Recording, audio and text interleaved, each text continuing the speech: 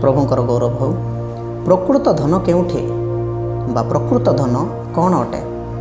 हितोपदेश 13 अध्याय 7 पदर लेखा अछि, केही आपना को धनी देखाए किंतु ताहार किछि ही नाही, केही बा आपना को दरिद्र देखाए मात्र ताहार महाधन अछि।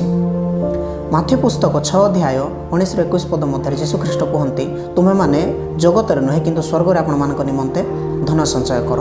दुहे सलोमन एवं जीशुख्रीष्ट प्रकृत धन विषय कहते। जगतर धन क्षण कालस्थायी अटे एवं जड़े मनुष्य को सत्य पथरु विमुख करि पारे, किंतु प्रकृत धन जगतरे मनुष्य मान दृष्टि देखा जाई न पारे, किंतु ताहा अनंतकालीन अटे एवं अक्षय अटे।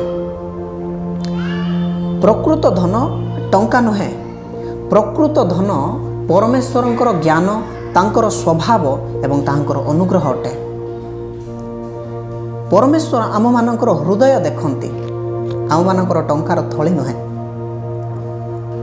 आम माने मन रखिबा उचित, जीशुख्रीष्ट प्रकृत धन अटंती।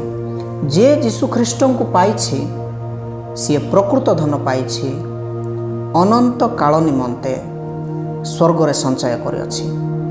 आमे किपरि भाबरे स्वर्ग रे आपन धन संचय करि परिबा?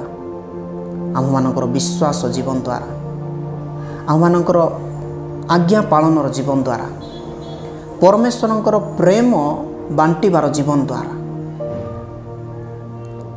आमेन।